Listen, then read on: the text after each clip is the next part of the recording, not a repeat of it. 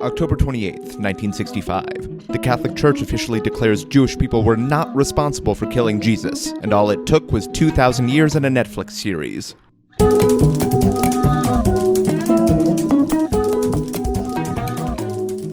Welcome to The Revisionists. I'm Brian Flynn. I'm Zach.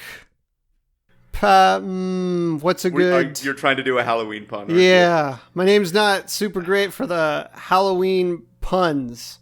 Shaq Cowers. But Shaq just sounds like a because Shaq has is literally Shaquille O'Neal. It is Kazam. Yeah. Which is not... Is Kazam a Halloween movie? It's been a while. I know somebody made a fake version. Was that a Halloween movie? I don't know. It doesn't exist, so we can't confirm that. I'm going to say yes, because it can be whatever my imagination wants it to be. That's true. Follow your heart. We have a great show for you tonight. Our guest is one of Denver's finest comics, host of We Still Like You, member of the Pussy Bros, friend of the show. So excited. Welcome back, Rachel Weeks. Thanks, guys. Thanks for having me. I'm excited to be back. Thank you for being here. Oh, damn it. I was going to say Rachel Freaks after I remembered it was Halloween. I know. Freaks, creeks, sneaks. I got all kinds of Halloween Yeah, puns. you got a good Halloween Rachel Creeks. name. That's pretty good. I'm envious of Rachel that ample Halloween puns that you have at your disposal. There's got to be. RacHELL. Like You even have in your though. first name. In your first name, RacHELL, RacHELL. RacHELL SHReeks. Yeah. Oh man, I know what my drag king name would be. Just like a super spooky RacHELL SHReeks typhonated. And Brian that is obviously brain flaying? Ooh, it's cramming flaying. I was trying to... Yeah, I'll go with that. Oh, God damn it. So, listeners, in case you didn't guess by either the date, I mean, maybe you're in a Rip Van Winkle situation and you've just woken up, and the first thing you've done has been like, oh, a new revisionist. If you just woke up from a several years long sleep, I have some devastating things to tell you. Number one, podcasts exist. Yup. Everyone has a know what voice you now, thought this and was. it has not worked out as well as you might have hoped. The great communication experiment that was the internet has resulted in a lot more visible racism, which is a good thing and a very bad thing. Yeah, that's, yeah, boy. And I have good news about who was president right before this. And then some terrible, terrible news. I also have bad news about Die Hard and how many sequels they made. Too many. Oh, God damn it. What do we do on this thing? This is a show, as I was saying before I got sidetracked. If you haven't guessed by the month or by our spooky... Of course, before that happened to you. Our spooky, scary names. This is a very special, spooktacular Halloween scaraganza episode of The Revisionists. And on this show, we take a creepy story from history and we give you the freaky details. And then another one of our co-hosts takes that horrifying, harrowing tale and makes an even more frightening, alternate, batshit, crazy, bonkers, banana, scarifying version. And at the end, we vote on which becomes the terrifying truth for the rest of time. Oh my God. Going forward. I love that so much. Last week, we covered the chilling tale of the Mary Celeste, famous ghost ship. And it was decided that the alternate history, penned by yours truly, the modern Edgar Allan Poe, Edgar Allan Powers, in which... Okay, that's... Listen, I don't have a lot of puns to work with. I'm doing my best. As established, you're right. In which... What happened, in fact, was that every crew member of the Mary Celeste became invisible and started what we now know as the modern haunted houses you see every Halloween time. That became the true version of history. They also write for the show Transparent. But this time... I forgot about that part. we have a terrifying tale of one Belle Gunness. And Rachel has the quote-unquote true story, if, Rachel, you are ready to proceed. Of course. Man, I was so excited when you guys asked me to talk about Belle Gunness. I'm a big fan of serial killers, and she's an inspiration. She's a good one. And I think it's fun because not as many people know about Belle Gunness, even if they are big fans of serial killers. Fans sounds wrong. Intrigued parties. Enthusiasts sounds like you love what they're doing. Yeah, that's followers. You're like, that's like one step followers. Oh God, that sounds like you're doing what they're doing. Needless to say, Belle Gunness is a serial killer and one of the most prolific in American history and one of the least talked about. Could be one of the most prolific in American history, depending on what tale you believe, of course. So Belle Gunness was born in real early, 1859. There we go. She was born in 1859 in Selbu, Norway on November 11th, so she was a Scorpio. We're very mysterious. A question about her upbringing in the 1800s in Europe.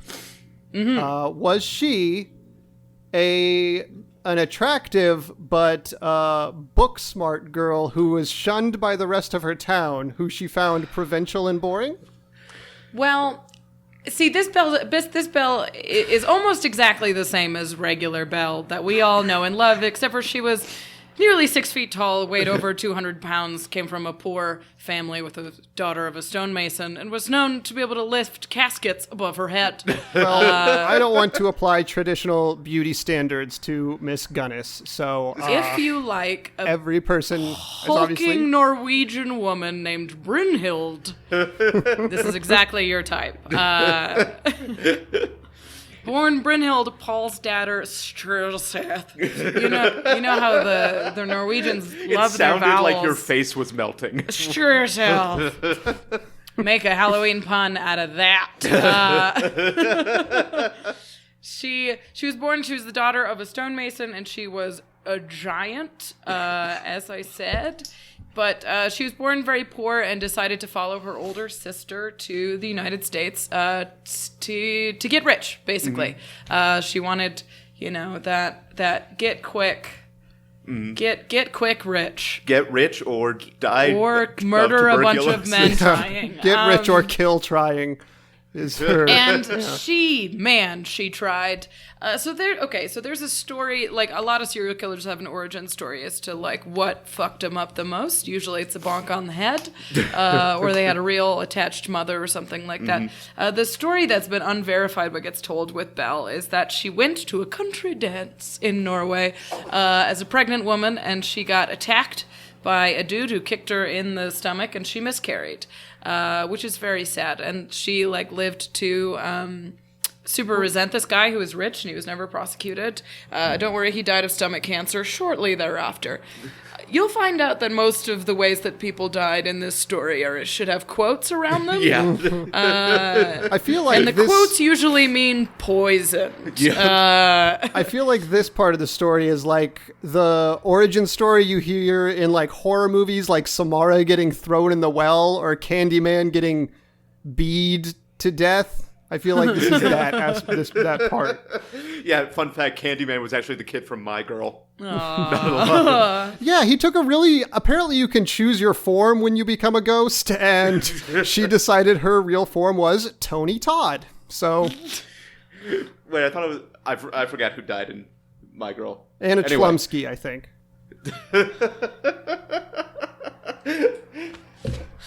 Oh, no. Needless to say, Belle was much changed by the incident, and she decided to hop a ship and go to the United States, where she landed in Chicago, Illinois, and she married a man named Mads Albert Sorensen, where they started a confectionery store together. It did not go well. So they burned it down, and they took all of the money from the insurance company after that. And this seemed to create a pattern for Belle, because she burns a lot of shit down. Yeah. She likes burning things down. She likes insurance money. And this is sorry. Please. this is sort of like the dawn of insurance. Yes. In like the modern form. The most fascinating period in human history. The dawn of insurance. God, that sounds like the worst textbook ever. And the author's like way too excited about it. Yep. Astute listeners may remember that last week, or 2 weeks ago more accurately, with the Mary Celeste, there was also a bout of insurance fraud. So not only is this our spooktacular month, it is also revisionist official Celebrate Insurance Fraud Month. TM. Sponsored by Prudential. Insurance Frocktober. It's my favorite month. Well, it was certainly Belle Gunness' favorite month because she committed insurance fraud all over the place. Oh my goodness. So she and her husband burned down the store and claimed a bunch of insurance money together and bought a new farm from it. But then Sorensen later died of heart failure. Remember the quotes.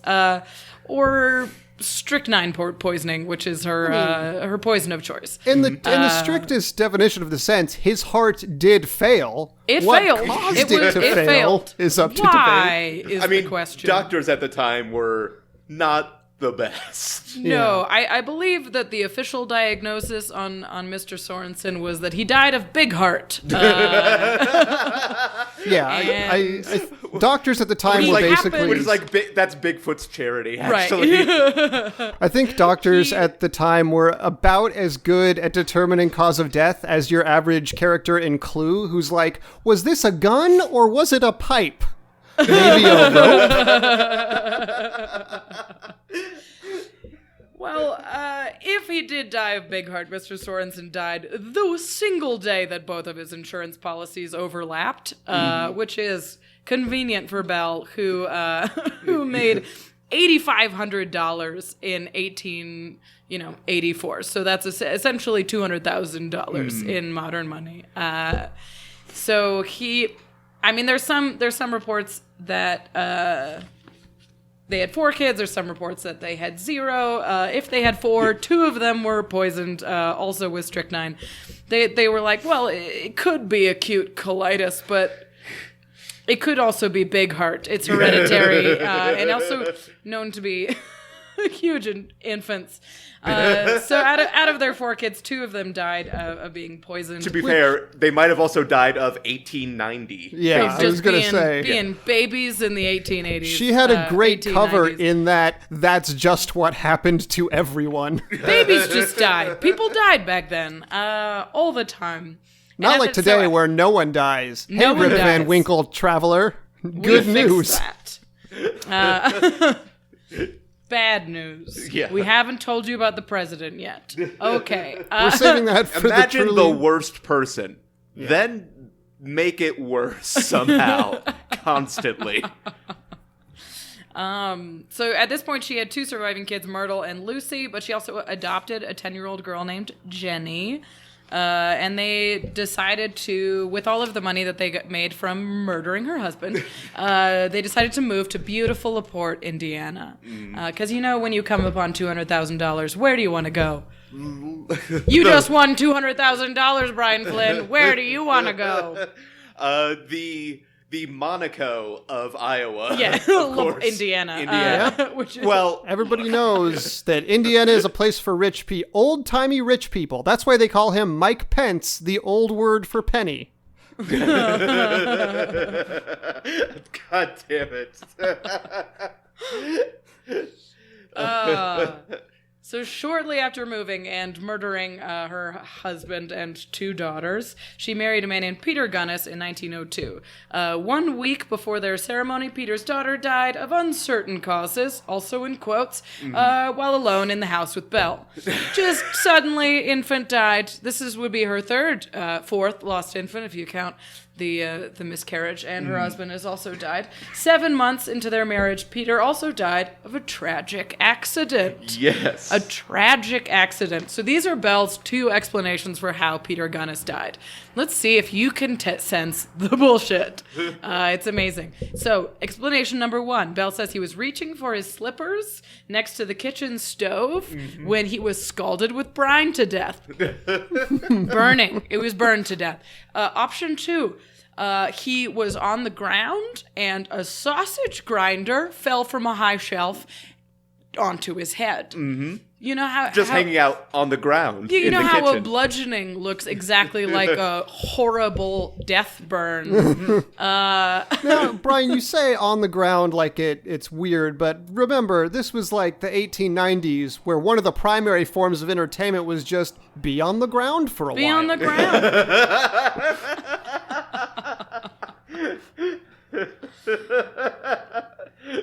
Oh God, this is how good insurance was at the time. This is my okay. So her adopted daughter Jenny, who is still alive at the time, she is quoted saying, "My mama killed my papa. She hit him with a meat cleaver and he died.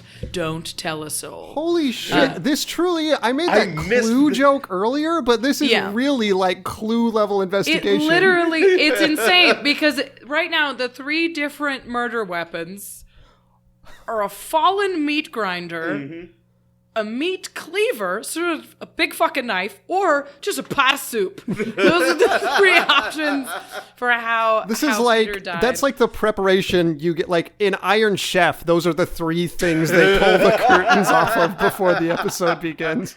I also just like Jenny Gunness giving this statement. Yeah. And then the investigators being like, "Oh, go lay on the ground for a little while, kid." So, Belle made $3,000 or $4,000 off of Peter's death, even after the district coroner said, "This is unequivocally a murder." He said, "Look at the guy. He was murdered." And everybody was like, give her the money anyway. This was back when this was the dawn of insurance, before they forgot to add a clause that said does not apply if murdered. If murdered. He's like, well, he died.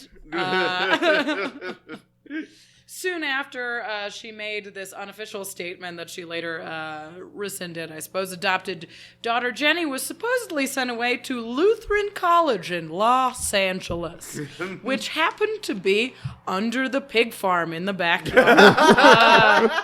Beautiful finishing school. Oh, yeah, old Los Angeles. LA East. Which is under LaPorte, Indiana. Of course. As far as she knew, that's where Los Angeles was. It's Mole Los Angeles. It is. It's a bustling mole city. You know, and she sent her daughter there for finishing school. Tectonic plates shift, things move to new locations over time. It's entirely plausible. LaPorte, Los Angeles, easy to get mixed up. So Jenny was murdered, and she went to finishing school, which is she was finished, all right. And then, so in 1907, it's worth noting that she hired a farm hand, Ray Lampier, who is an idiot. He's a big idiot. And Belle Gunness started putting out her famous personal ad, which brought all inquiring minds out to LaPorte, Indiana to marry her. I did write down the ad. Of course I have it. Okay. So this is the personal ad that Belle Gunness put out in Chicago and in other large Midwestern millennials, cities. just imagine you're scrolling through Tinder, you see a 6'5" giantess, dour looking. This is written so there are underneath. no photos, which does help her, but this is what it reads. Personal. Comely widow who owns a large farm in one of the finest districts in LaPorte County, Indiana, desires to make the acquaintance of a gentleman equally well provided with view of joining fortunes. No replies by letter considered unless sender is willing to follow answer with a personal visit. Triflers need not apply. Yes. No triflers. I actually think that should be brought back. That's no scrubs of 1890. For sure. Comely man, comely widow, comely widow lives in Indiana, wants your money, is what that says. Yeah. And people came in droves. People came in droves. So Belle Gunness's body count ranges anywhere from 12 confirmed murders to 40 suspicious murders. Yeah. So anywhere between 4 and 28 men answered this ad. Yep. That's how easy dating is in the 1800s. You can be completely honest about your intentions and what you look like. And they're like, yeah, that's what I want. I don't think I'm a trifler. As long as you're not a trifler. No triflers. I just pictured someone reading that like, yeah. Oh, man. What I want at the end is just in parentheses it said, I'm a trifler though. Me trifler. I'll trifler all up in your guts. Yeah. In the end, she was convicted on 12 counts of murder and 1 count of trifling. Trifling with an apostrophe. That's how they do it in Indiana. So the column worked, as we said, and a bunch of wealthy suitors showed up to her farm and brought money. They just brought money to her and said, I would like to wed you, giantess Belle. And they're like, oh, your name is Brynhild? That makes way more sense. Exotic. So the first guy that showed up was a guy named John Moe. He brought $1,000. He lasted a week. George Anderson is actually the only person, the only like famous rich guy who escaped. Or he promised to pay her mortgage if she married him. But he decided to leave when he woke up to Belle Gunness standing over his bed with a creepy flickering candle and a horrible murder stare. Can you imagine waking up to if you look up a picture of her, this is a worn lady. She has a scary face when she's posing for a picture. Yeah. I just imagine him going like, I am into giant play, but this is too much for me. Very scary. Very I came here frightening. to be lifted over my head in some sort of sex act. Which she can do. So the next thing I wanted to mention was that Belle started ordering many large trunks to be delivered to the farm. So a bunch of people... a guy specifically named Clyde Sturgis showed up on the farm and delivered a bunch of empty boxes for this widow. And nobody suspected a thing. But Clyde has been quoted saying that she could lift the trunks like boxes of marshmallows. Wait. So this is so fanciful. This is a terrifying woman. Is that like the Canadian way of getting marshmallows? Oh, yeah, in giant boxes. Wooden boxes. Like how they do bags of milk, but marshmallows come in boxes? Yeah. A couple other people she murdered with a guy named Old B. Budsberg. Old B. Budsberg was last seen alive at the bank and then was quickly murdered. Thomas Lindboe. Fun was a fact hired about man. Old Beat is he was actually a Hanna-Barbera cartoon that she murdered. Old B. Budsberg. He's actually a dog detective. She also murdered 2 different Olafs. And a guy named Henry Gerholt who brought her $1,500, married her, and then promptly died. And then after... So... 12 I said 12 bodies were found on the property. Those were the people that have been listed so far. So her children, her 2 husbands, or first 2 husbands, and then all of these Olafs. 7 were buried in these Olafs. Oh, yeah, there's a couple. There's 2 Olafs and a guy named Ol. I think all of these Olafs was an early Marx Brothers short. Oh, I was going going to say, it was actually the first radio sitcom. Yeah. I don't know. I like it as a spin-off band. This is my... We're all these Olafs. Good night. Listen politely.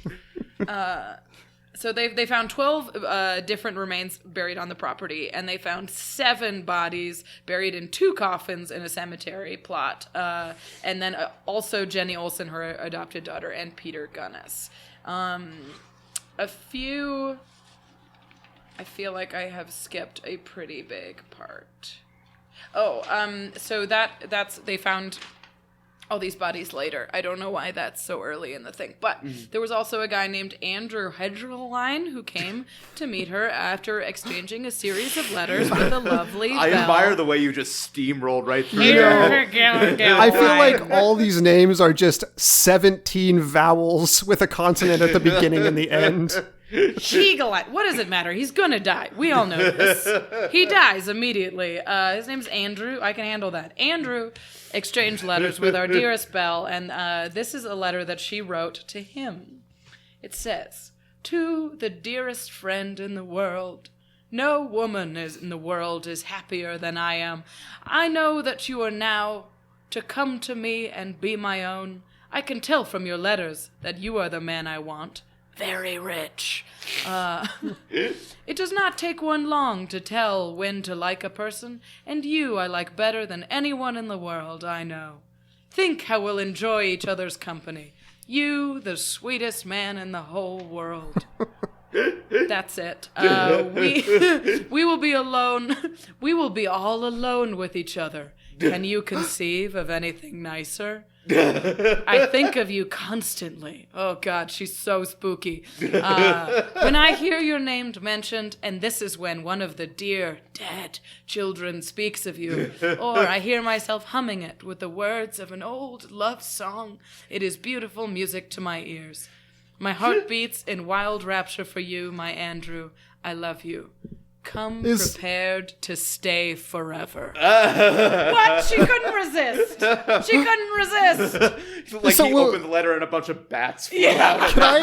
Could I get clarification on something in the letter? Does it say something like, we will truly love each other, you the sweetest man on earth, and then it just cuts off? Cuts off. You, the sweetest man in the whole world. I hope that there's like a scrawled out line where it's like, you the sweetest man in the world, and me, the woman who will kill you with a meat grinder or cleaver or some soup. And then she just scrawled that out very, Actually, very there was a heart on the letter that wrote Andrew plus soup. Oh. She's like, that must be her cute nickname for herself. Oh, Soupy Gunness.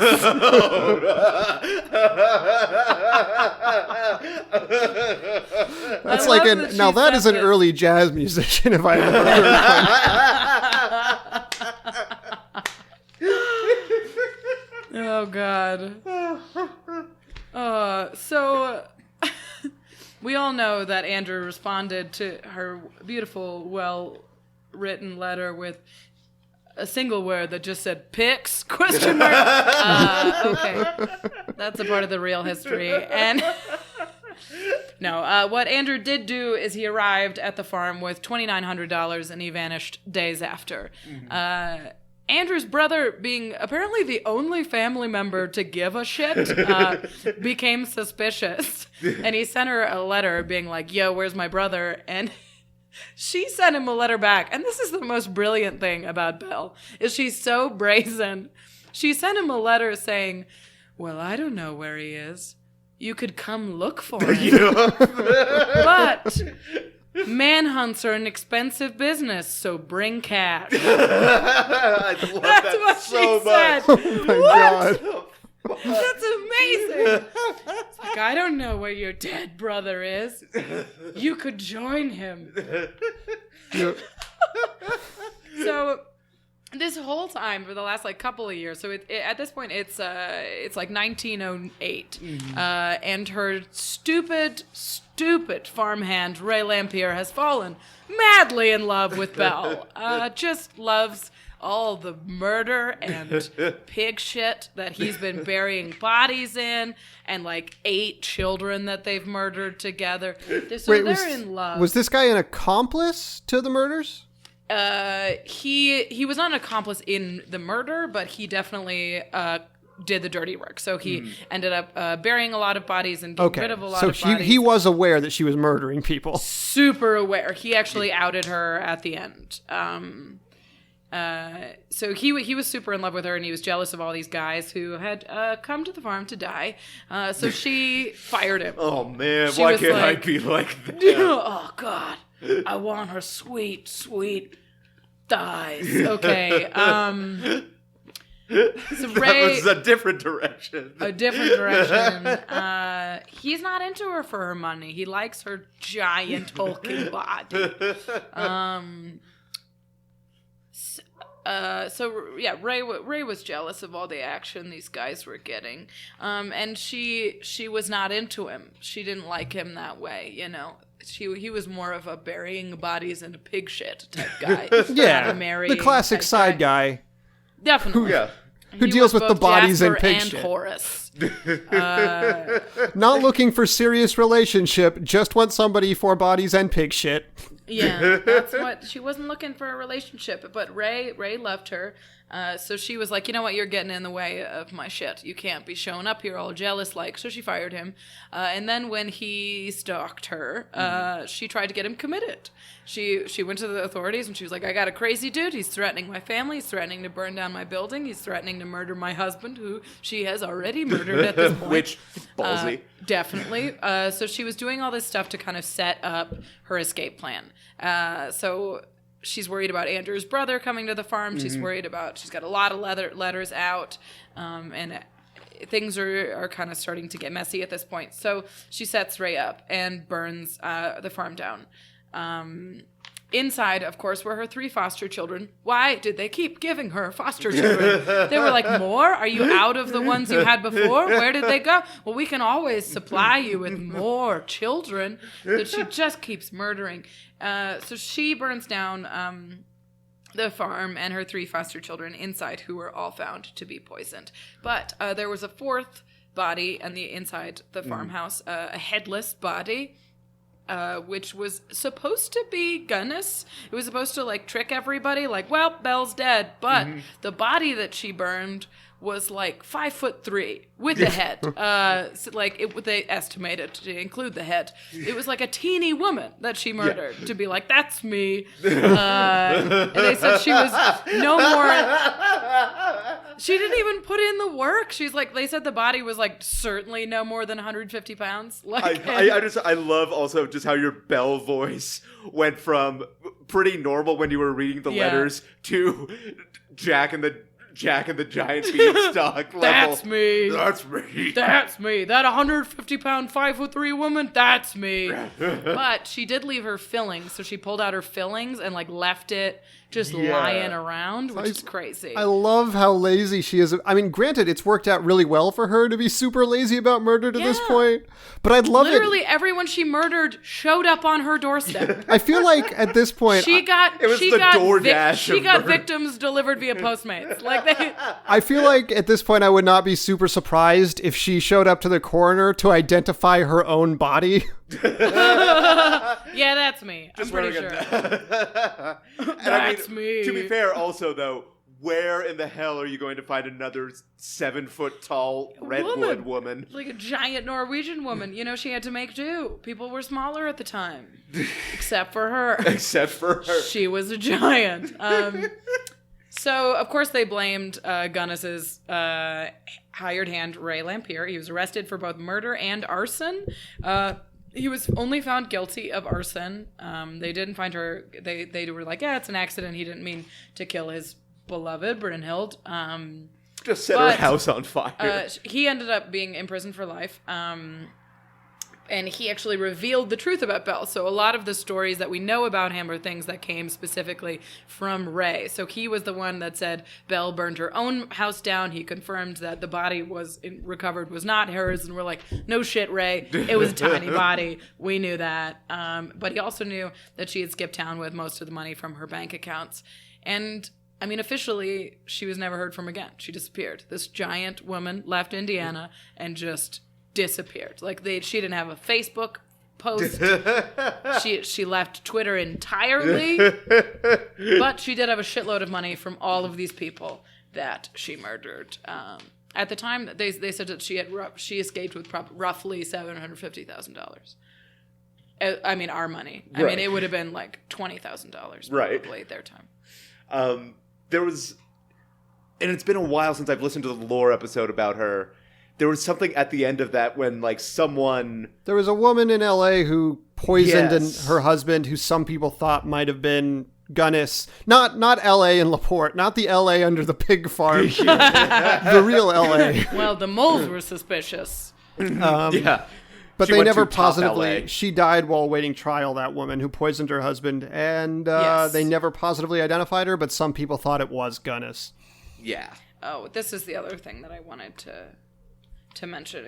So Lampier confirmed that Gunness was a rich woman and that she had murdered 42 people. So he was like, by my count, she has murdered 42 people. He is an idiot. So we don't know how good counting he is. But he says that she escaped with roughly $32,000. So it's about, it ranged from like $250,000 to like $600,000 that she escaped with. I love this picture of money. Ray Lampier on Wikipedia because he's got this. He's kind of like turning to the camera with like this "Who me look," or maybe, or sort of that dramatic gopher who bad little turns to the boy. camera in that GIF. He kind of looks like that. Hang So on, I coy. have to pull this up So now. coy. Oh, Yeah. that is. Oh yeah, here I we love go. that. It says in 1931, Esther Carlson. Oh my goodness, look at him. He looks smarter than he is. He's got smart face, but dumb head. So this is in 1931. A woman named Esther Carlson was arrested in Los Angeles, and that's for poisoning a guy named August Lindstrom. She really picked the best names, I think. She's just putting guys out of their misery. It's like, Olaf, you too. August, all right. Rachel, thank you. Of course. What a great story. Hello, everyone. I'm Giles, I'm Emily. And I'm Michelle. and we're the Beyond the Trope podcast. Every week, we delve into topics like pop culture, fiction writing, and other nerdy things. We feature laid-back conversations, bad puns, and in-depth interviews with authors, comic creators, and more. Find our show at beyondthetrope.com. My version of the Belle Gunness story is largely the same, but some differences.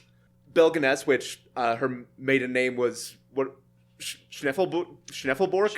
Schneffelborg. That was it. That's not just a super racist Norwegian name. Her name was Brynhild Paulstatter Stroseth. Stroseth. Okay. Strseth. Make that sound with your mouth. Stroseth. There you go. Delicious. She emigrated to the United States from Norway in 1881 because she heard fantastic rumors of something called the Sun. And then she arrived and realized the thing was kind of the worst. And this was her first moment of disillusionment, thus making her an American citizen. Seeking to settle somewhere reminiscent of her home, a land of snow and trolls, she moved to Chicago. She came to this country with very little, having worked on a farm to save up the money for, I wrote a boat ticket. I'm not sure if that's what it's actually called. I don't think it was certainly a plane ticket. Yeah. Oh, those things that are just being invented? Yeah, I I don't trust think them. she hopped a plane. She brought with her, of course, though, her family's most prized heirloom, a shirt with a drawing of a bear with its head trapped in a honey jar and the words "Po Buddy's Nerfict" in bubble letters. In Chicago, she met a man named Maz Sorensen. They married and opened a candy store called Swede Tooth, a Norwegian candy store for God-fearing children, because I forgot she wasn't Swedish when I wrote that. And also, can I just say, points for the correct pronunciation of the name Maz, which is often pronounced as Mads, but I know from like Mr. Mads. Mickelson that the correct To be fair, pronunciation. it's way more fun to pronounce it Mads. It certainly is. Mad Sorensen. Come on. So around this time, Belle was having coffee with her friend Megan when Megan mentioned this invention called life insurance, where you pay a little bit of money for someone, and then if they die, you get a shitload of money. Belle's response was reportedly, "Fuck, really?" Was she high? Did she exhale a huge hit as she said that?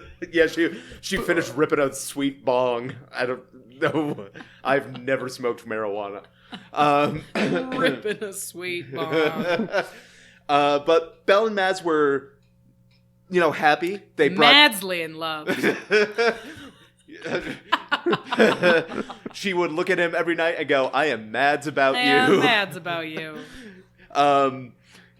And he would go, I hope we don't die of tuberculosis. She said, no, baby, I've got a better idea. Which was in fashion at the time. They were able to bring treats from their ancestral homeland to the children of America. Treats such as Chocofiskin, a cluster of fermented whitefish robed in milk chocolate. Floppenbork, pure mountain snow served on top of a Bible. And Berrystaden, handfuls of lingonberries eaten in stern silence. Also, Strychnine. Ooh, not that one. That's not for the kids. That's actually Tech Nine's original Strychnine?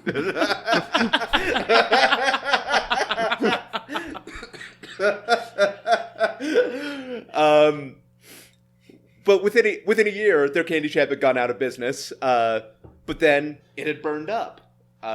Witnesses described a tall Norwegian woman wearing a Po Buddies Norfolk shirt and shouting, Belle Gunness, motherfucker, at the scene.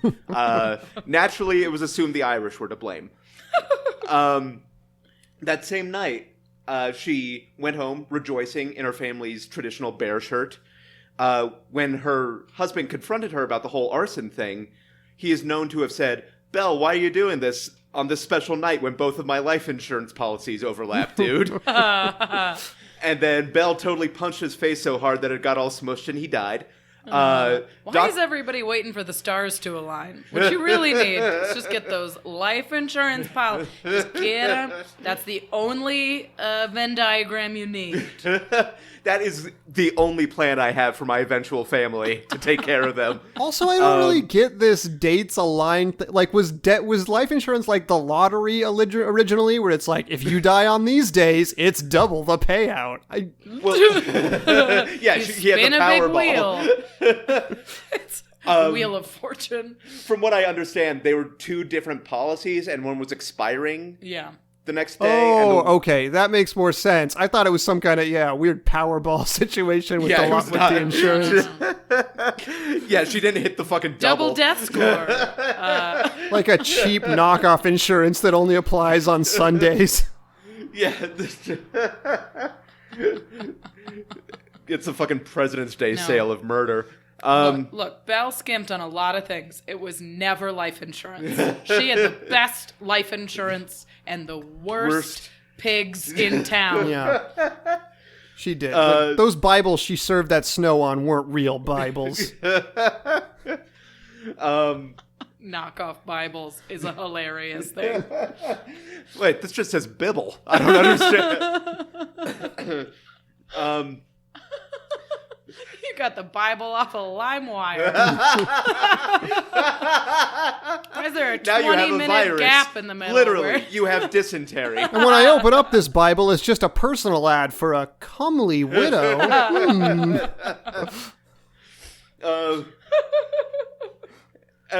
So anyway, comely widow owns a large farm. Sorry. This is from the Book of Triflers. Triflers shall not apply. So doctors at the time deemed his death a heart attack. If they had kids, she also killed them. The next day, she felt an incredible amount of regret. So much so, she couldn't even bear to look at her favorite shirt. She put it away and decided it was covered in her kid's blood. Yup. Which, fair. They did not have Tide sticks at the time. No. So she decided to take the money from her family's life insurance payout and move to LaPorte, Indiana, so she could start over. There she met Peter Gunness, and they were eventually married. And it's really weird that when she burned down the candy store, she was saying Belle Gunness, a name she didn't have yet. Yeah, that is weird. It's the fog of time. That was Swedish Belle Gunness. She would have been Sorensen at the time. Yeah, that's true. I'm Soren, son. She was Strychnine?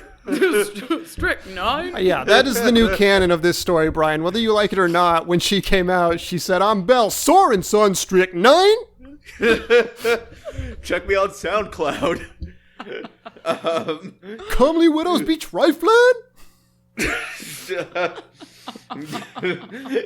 I want to sample that and turn you into a hype man, because that was just Italian kiss fingers chef. Ew. Yeah, sorry. Italian kiss fingers. That's a really gross dessert. That was the original name of tiramisu. Or mozzarella sticks. For dessert. Yeah. I feel like if there was like a really popular sketch show in Japan and one of the characters' names translated to Italian kiss finger chef, I'd be like, that sounds about right. God damn it. So eventually, Belle begins to feel normal again. Normal enough that she takes her family's heirloom shirt back out of the drawer. But of course, as you may have guessed, it wasn't a normal shirt. You see, the Norse word for bear shirt is berserker. Literally true. So the shirt had been imbued by her Viking warrior queen ancestors with their power. So she puts on the shirt, and I'm assuming that the blood of her children activated the latent powers inside of the shirt. yeah, totes.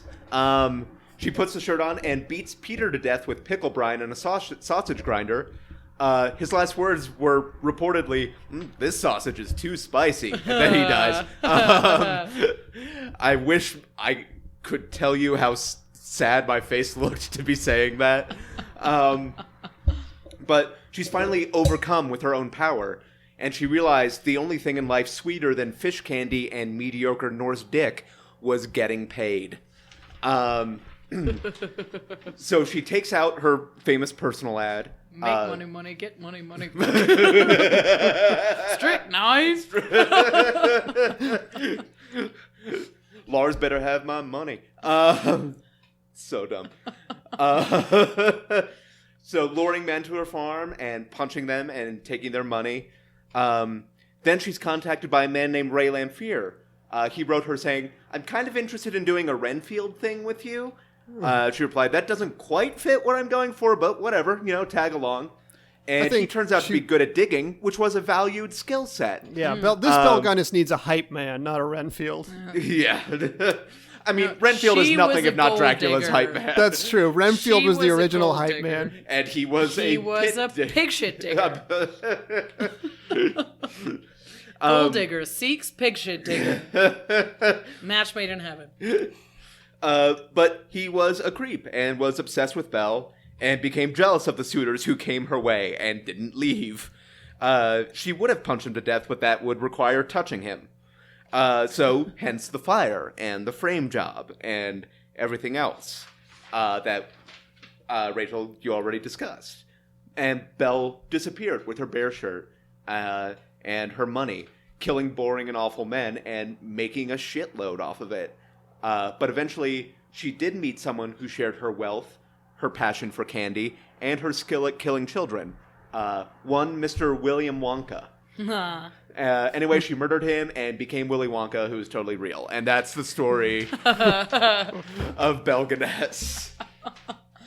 Oh my God. Willy Wonka definitely married a giantess A from giant Norway. Nordic woman. And they gave birth to thousands of Oompa Loompas. Oh my God. And it really That's how does that happened. make sense because she was kind of like this early freestyle hip-hop artist. And if Belle Gunness sang a song, it would be that song Willy Wonka sings in the tunnel about not knowing where we're going. She's like, it doesn't really matter. You're gonna die, and I'm gonna have more money at the end. This is not an ominous song. You know, what I think Belle really was trying to do is to teach the world that insurance needs boundaries. I think she really was an icon in the insurance history. She was like the white hat hacker of her day. She was like, well, if nobody's going to listen to me, I'm going to show them what's wrong with insurance. And then she murdered 40 people. Yep. Including many infants and many of her own daughters and many, many foster children in her care. Yep. I mean, sometimes you have to She's make like, sacrifices. the foster system is broken. You have to make sacrifices for your You're passion. ignoring the bigger picture here, you see. Yes, I murdered 4 of my foster kids, but you let me. And that's why You paid me for it. the biggest insurance company in the United States today is called the Belle Gunness Insurance Company. Oh, God damn it. Well, listeners, before we get to judgment, I want to remind you that you can always ask us a question or leave us a comment at revisionistpodcast.com. Also, you can support the show over on our Patreon page, where you can buy your right to vote, among other things. This is a democracy. This is, at least we're honest about it, unlike all that shit you were fed in school, let me tell you about Howard Zinn. Also, another thing you can do that's super helpful to the show is writing a review on iTunes, because that makes more people see it, and that would be greatly appreciated. And of course, you can follow us on all the social meds. Brian, can you start putting in the polls for the real or alternate history a third option for Jill Stein, since the real and the alternate are just the same thing, man? This Jill Stein option brought to you by Russia, it turns out. Facebook, Instagram, Twitter. And also the show is part of the Denver Podcast Network. Another one of those shows is John of All Trades, which is a great show. It just won Reader's Choice in the Westward Best of Denver for Best Podcast. It's a weekly show, and it features interviews with successful people from, all lines of work, which that is a lie because I did get interviewed for this. So, Hey, grains of salt. you're successful at sadness. We all have our talents. Yeah, I am trying to monetize that right now. With Sad Boy LLC. Malcolm Gladwell said, if you spend 10,000 hours doing something, you're a master, and you're well beyond. Look, Malcolm Gladwell is not allowed to be brought up on this show. Oh, that's anymore. true. He's our mortal enemy. I forgot. I'm calling him to the streets. But John of All Trades explores the ins and out of the jobs we may have heard of, but don't know a lot about. How do these people get here? What makes them successful? And what people should know about what you do. So check that out every week on iTunes, Stitcher, or johnofalltrades.us. Fuck. Sorry. Rachel, you...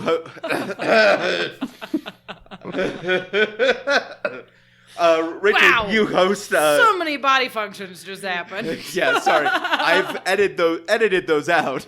I am dying. Rachel, you host We Still Like You, which is one of my favorite shows. Thank you.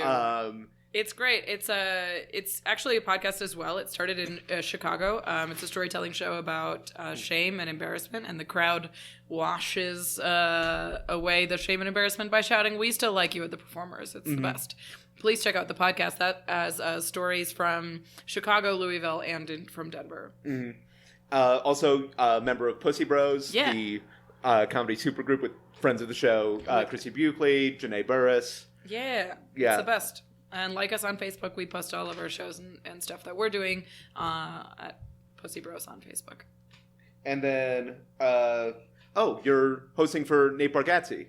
I'm on the Nate Bargatze show on the Aggie. I don't think I'm hosting. That'll be for comedy guys who are the best. Yeah, which check that out. And also, you're all over town and always so worth checking out. Thank you. Sorry. As for me, Nighttime Tonight is a show that I host the third Thursday of every month, so the next one will be coming up November 16th, which, again, we collect for a different charity each month, so come check that out. Sorry. Oh, God. But, Zach, I think the time for judgment has come. So Belle Gunness is an inspiration to us all because she was an unrepentant murderer, and she really didn't try to hide it literally at all. She just did it all the time in the most obvious ways, and it worked. Yeah. She got away with it. But I have to say, as much as I like that aspect of her story, and I liked the very in-depth real story. The interesting thing about Brian's story, though, is it's one of those alternates that doesn't really change much of the fun things about the real story. Fun as in all the murder and the killing of children and such. To the core basics. Yeah. It just adds... The core values of the original show. ABC, always be killing. It just adds a magical bear shirt. It adds some fun confectionaries. And it adds a more satisfying ending. And since the original spirit of the real story is intact, all the fun parts about that, but she also gets to become like an early hip hop artist / arsonist. I'm gonna cast my vote. Fire! Blah blah blah blah. Air horn. Yeah, I'm gonna cast my vote for the alternate this time. All right. Well, listeners, the audience poll is now available, so you can vote in that. I am really falling off now near the end. But Rachel, thank you for being here. Of course, I'm happy to do it. Zach, happy Halloween, everybody. Yeah, happy Halloween. Yeah, next time you hear from us, we won't be talking about anything scary or horrifying, just World War I. Oh, actually, listeners, there will be a special bonus episode next week that is the live recording we did a few weeks ago. So check that out, because that's a special treat. I talk about the great Peshtigo fire in Wisconsin, which killed a whole bunch of people. I don't know why I said it like that. Like I'm about to introduce a Celine Dion song. She killed a whole bunch of people. Celine Dion! All right, everyone. This one goes out to 1,200 people in Wisconsin. I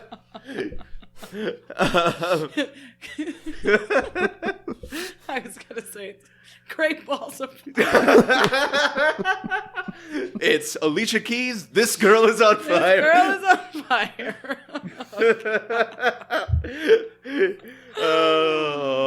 Happy Halloween from everyone here at The Revisionists. I'm Brian Flynn. I'm Zach Powers. Have a spooky time. Ha ha ha. Crypt Keeper laugh.